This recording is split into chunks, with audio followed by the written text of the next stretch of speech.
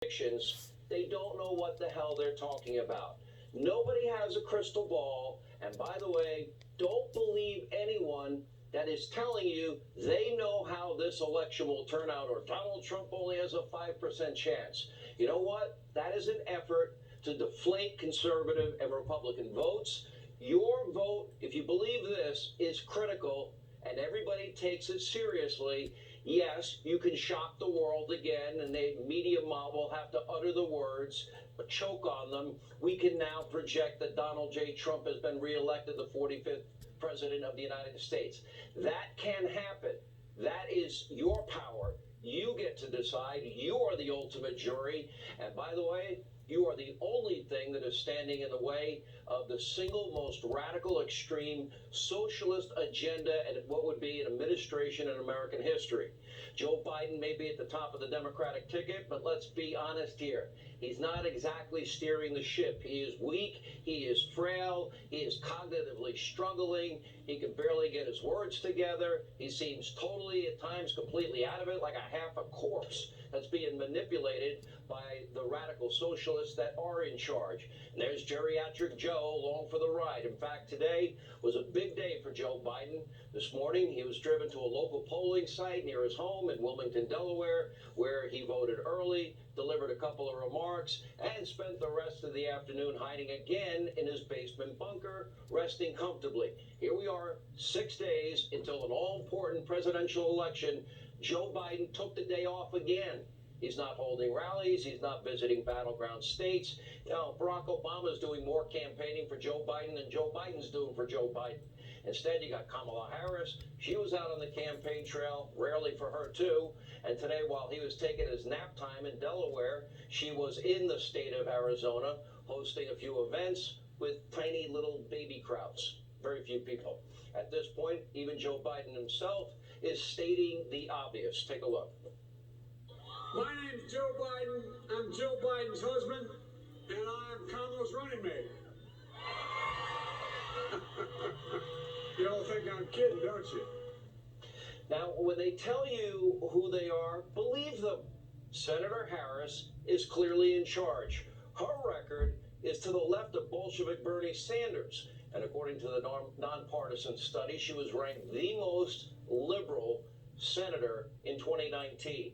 That's right, to the left of Bernie, a devout socialist. She co-sponsored the Green New Deal. She also called for a ban on fracking and fossil fuels. She wants to put a ban on plastic straws. She would like to limit the amount of red meat that Americans are allowed to consume.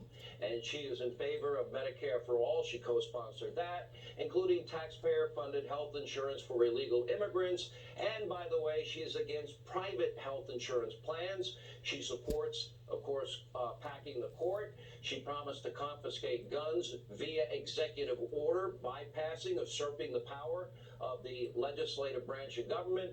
These are radical beliefs out of the mainstream, but that is your new Democratic Socialist Party.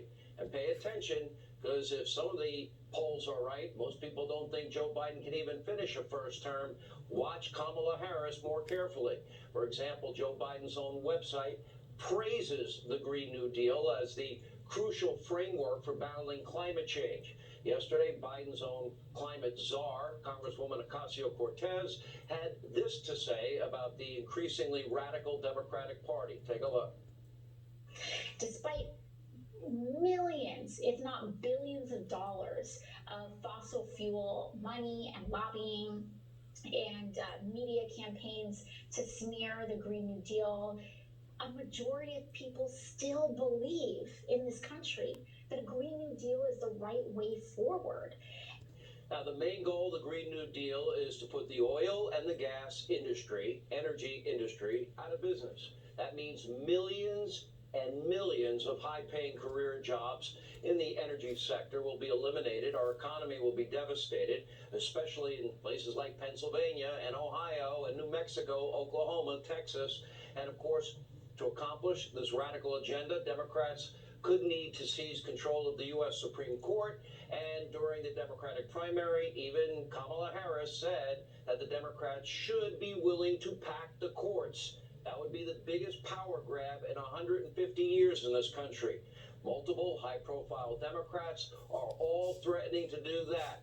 It's on the table, including Rahm Deadfish Emanuel. Take a look. Minority Leader Schumer is saying Republicans will regret her confirmation. Do you think they will?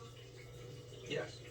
Well, let me say, yes, I do think the Republicans will regret not only what they did here, but what they did in Merrick Garland at the end of 2016. They've twice now bent the rules and cracked them and broken them to basically seize power in the Supreme Court and politicize the Supreme Court. And he's lying as usual because 29 times in history during election years, 29 presidents all made a nomination to the Supreme Court. And by the way, it's not just Rahm alone. Following the confirmation of Justice Amy Coney Barrett, by the way, you'd be hard-pressed to find any Democrat who isn't threatening to pack the courts. Take a look. And the next time the American people give Democrats a majority in this chamber, you will have forfeited the right to tell us how to run that majority. My colleagues may regret this for a lot longer than they think. How do we rebalance our courts? Yes, the 2 Supreme Court cases that have been stolen, where these processes that are just wildly hypocritical have been used to jam through partisan nominees. But we got to look at our federal courts as a whole, Rachel. Should we expand the court? Well, let's take a look and see. But not, and that relates to the 9 district courts. Maybe we need more district courts as well. This election matters. Believe them, Democrats will pack the courts so their radical agenda will be left totally and completely unchecked. There will be nothing to stop them from stripping away your rights and nationalizing major sectors of the economy, confiscating private property, eliminating the Second Amendment. And of course, Joe and Kamala, if they get their way, there will be immediate amnesty for millions, maybe up to 15 million illegal immigrants. And you, the American people, they're telling you this, will be forced to pay for the health insurance and other government benefits for anybody that crosses our borders illegally.